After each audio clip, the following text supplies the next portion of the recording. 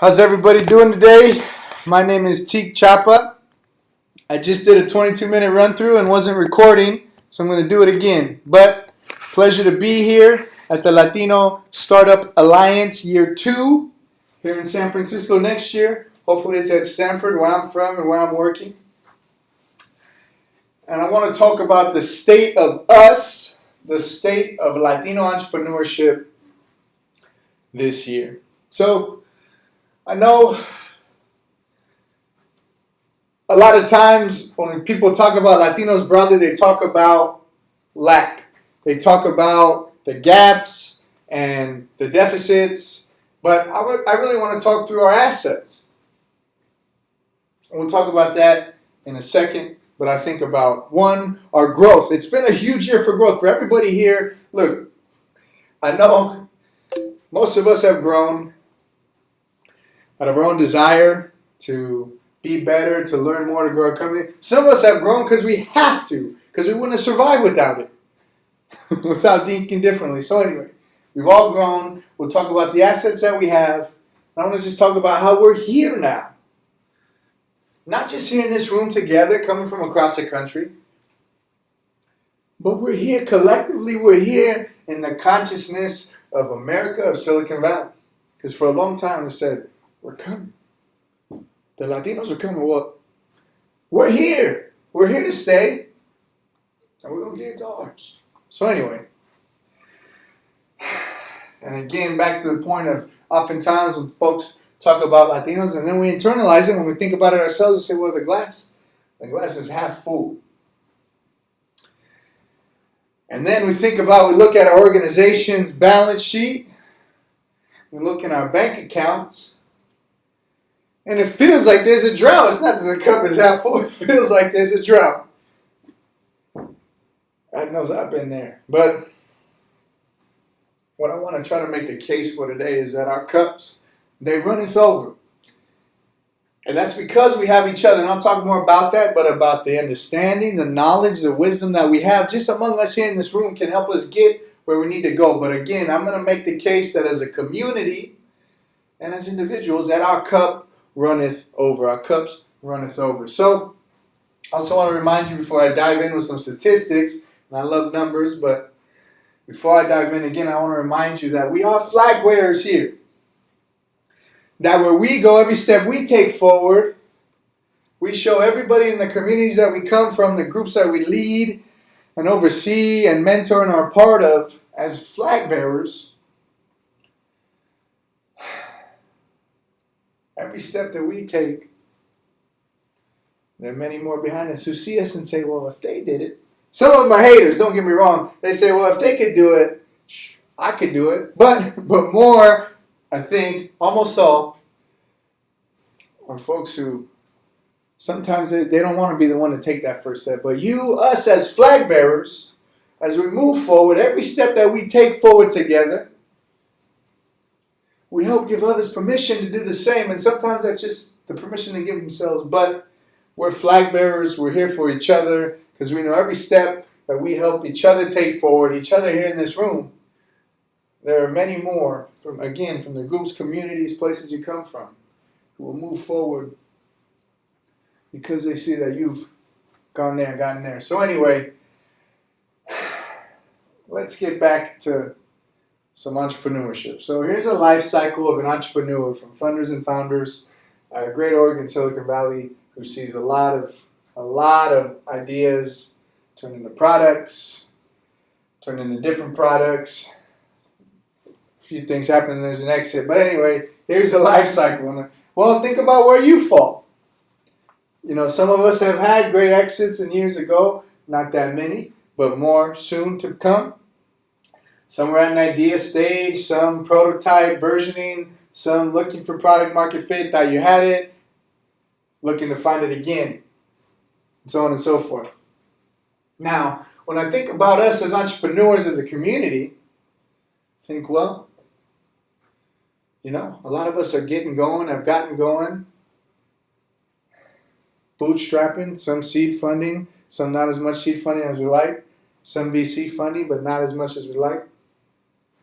But what I want most of us to think about, because I think most of us here have yet to raise an institutional round of funding, an A round, if you will. And if you have raised an A round, you better tell everybody in some panel or in a conversation you have. But again, I think a lot of us here haven't. I said, well, why is that? Do we not have it? Is it our ideas? Is it that we're not this or not that? Well, then I look at the data and I said, well, the average company to raise VC funding has been in existence for 40 months. And that doesn't quite fit with the ideas that we have of some wonder kid having an idea, building a prototype, getting seed funding, and then a year later, raising $10 million, $5 million. 40 months, a company bootstraps and maybe gets a little bit of angel funding. 40 months before they raise a VC round, an institutional round, an A round. Now think about that. So then for us, we think about, well, or for you, I ask, what were you doing in August of 2012? That was 40 months ago. Are you doing the same thing? Maybe you are. But a lot of us aren't. A lot of us were at that company, at that agency, on that team where maybe the leader wasn't quite the visionary that we thought they were. 40 months. Well, don't be so hard on yourselves then. If the average company took 40 months to get VC funding, obviously you want to get there quickly, but it's not easy for anybody. Now, and I know 40 months feels like both a lifetime and a blink of an eye ago, but it takes time. It takes time to go through this process, this life cycle. It's not called a second cycle or a minute or a day cycle. It's a life cycle. But anyway, 40 months ago, what was I doing? Well, I wasn't running numbers. And a lot of us here are pitching, raising money. Well, I was pitching baseball. A completely different context. Again, like all of us. And just to remind you, here's a picture of me. I was a little bit skinnier, but playing baseball. But again, to remind us, I like that picture. But to remind us that 40 months ago, we weren't doing what we're doing. And that's okay. But the average person who gets funded from an institution, 40 months. So anyway, now I also know we don't want to wait 40 more months. I understand that.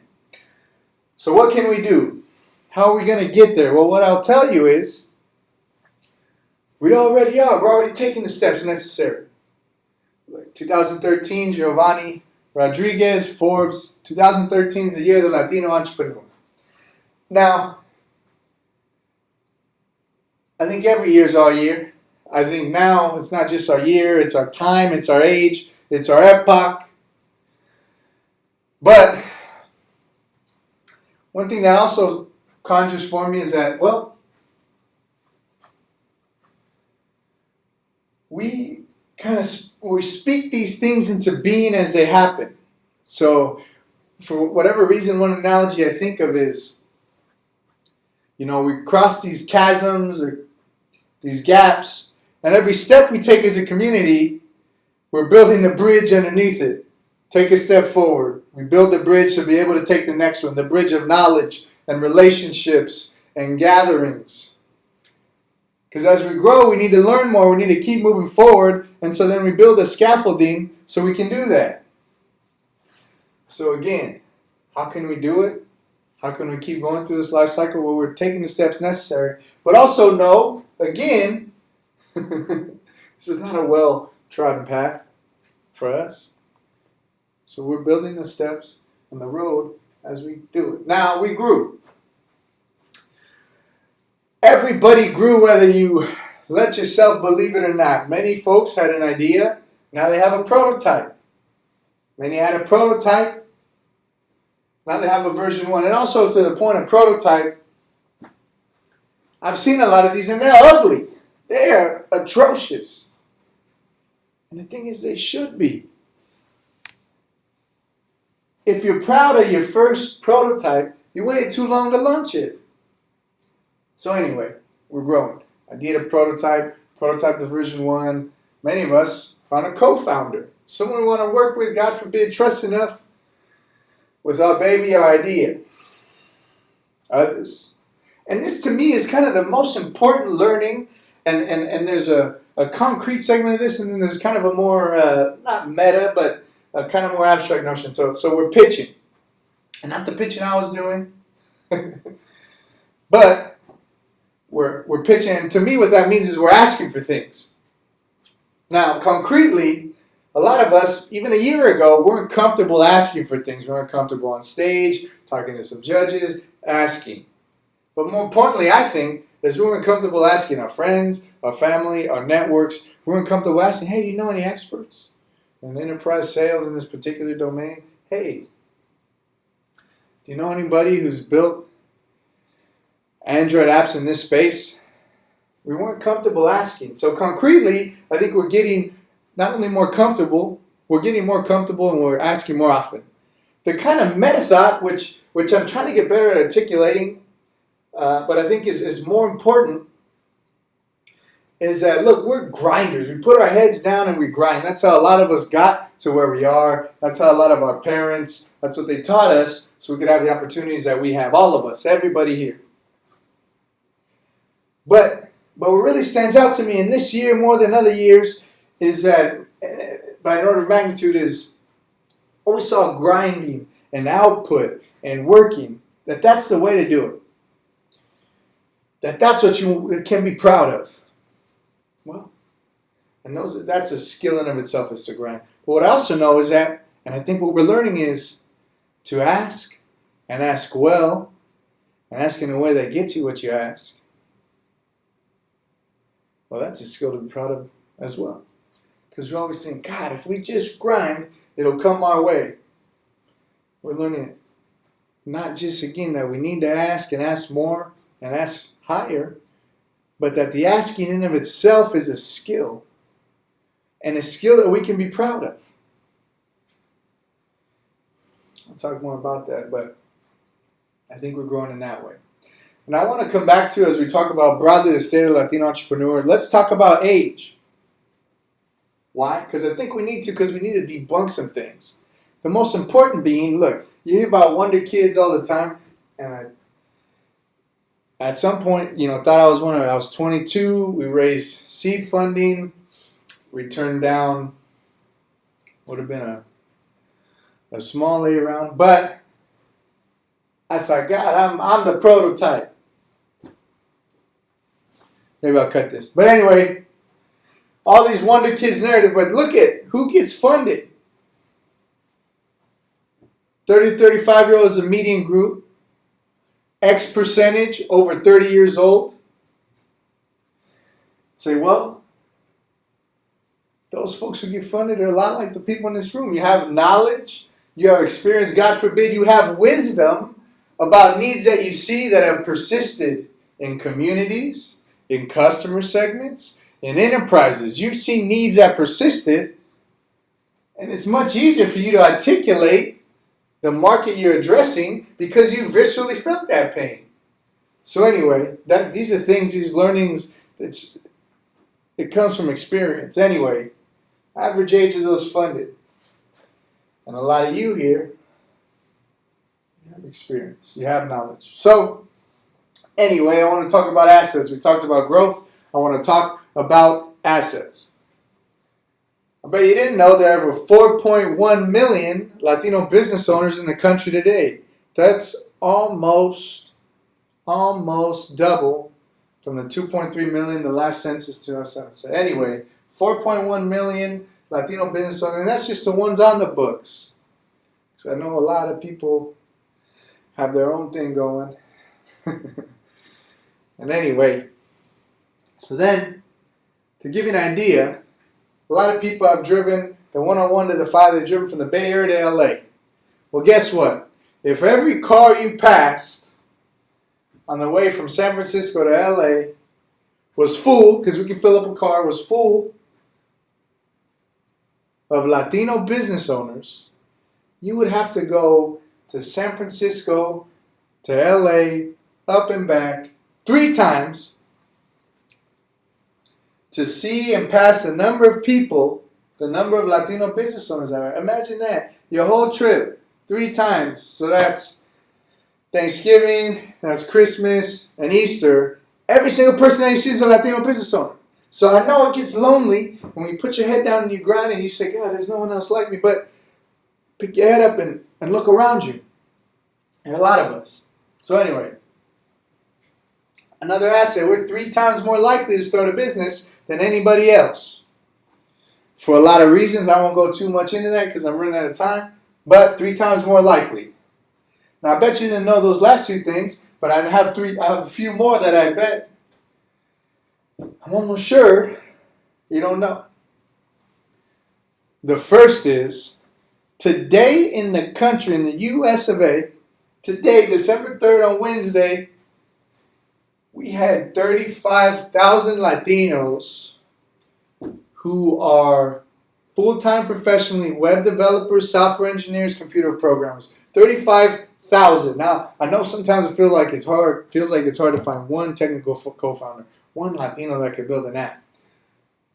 But there are 35,000. Now, we have to find each other. That's part of our work today. Find each other here. Help our friends. Find your friends. Connect anyway.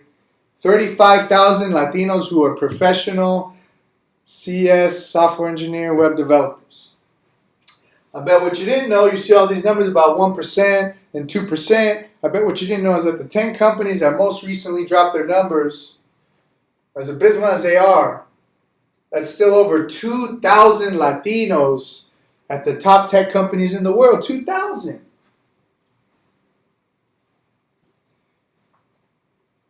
That sounds like a strong base of a community to me. And the last thing, which I bet even fewer people know, is that we have over every year, every June, 3,300 Latino CS degrees printed, framed every year. 3,300.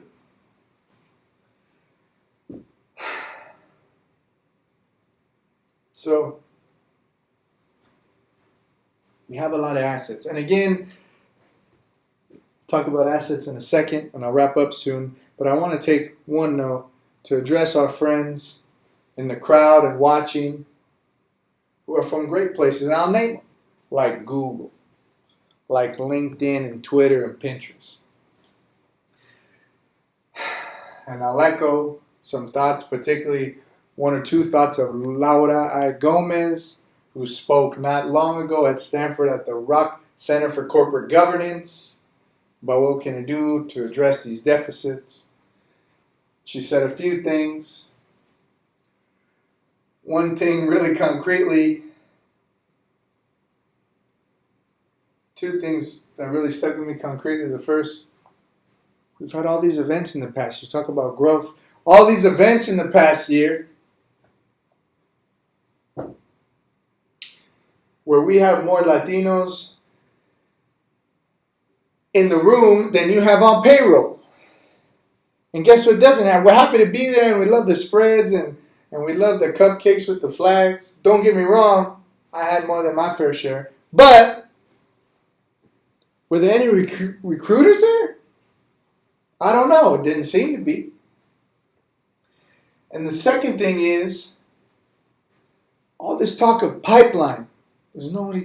They say that on boards, for example, on boards, we can't hire diverse people because we don't have the world-class engineers to sit on a board. And then you have someone say, in any board meeting at any company, I've never had people discuss a line of code. I feel like it's the same thing. Well, we're not hiring any Latinos. Because why? Because there are not enough who can code. So you can't hire those in marketing and product and sales? Doesn't make any sense to me. So where there are no pipeline issues, you're still not hiring. Issues. Again, 35,000, 3,300 a year. So anyway, back to the numbers. So that's kind of that. A lot of assets, a lot of growth, and we're here. And the last thought, and I'll end on this one because it's been a fair bit of time, 20 minutes, is that let's take care of each other. Look, we got to keep going. This is a life cycle. Again, this isn't a day cycle. This isn't a week cycle. This is a life cycle. What I'll implore you to do, ask you to do, is let's take care of each other. Now, I know I hear this a lot. Crabs in a bucket. I said, God, it's crab season. My roommate, he just went crab fishing, hunting, something. But it's crab season. I said, what? Crabs in a bucket. I said, yeah. You know, I don't see it. I don't see it so much. Maybe it's true. But anyway, well, let me leave you with this, and tomorrow I'll talk more about on the funding side. Again, that our cup runneth over with the money that's out there. But no crabs. Why? And I'll stick with the metaphor. Well, anyway, I'll spare you the joke. But why? Because our cup runneth over. Every year, 70,000. This year, 70,000 companies, ideas, products were funded by angel investors. 70,000. And for VC funding, over 1,500 companies received their first VC funding this year. So 71,500 companies receive angel or VC funding this year. There's more than enough. Our cup runneth over. So again, it's great to tell you a little bit about you, the great work you're doing, and how you're really part of a collective that's much, much bigger than maybe we even realize. So again, a lot of growth, a lot of assets, and we're here to stay, and to take care of each other. So thank you very much.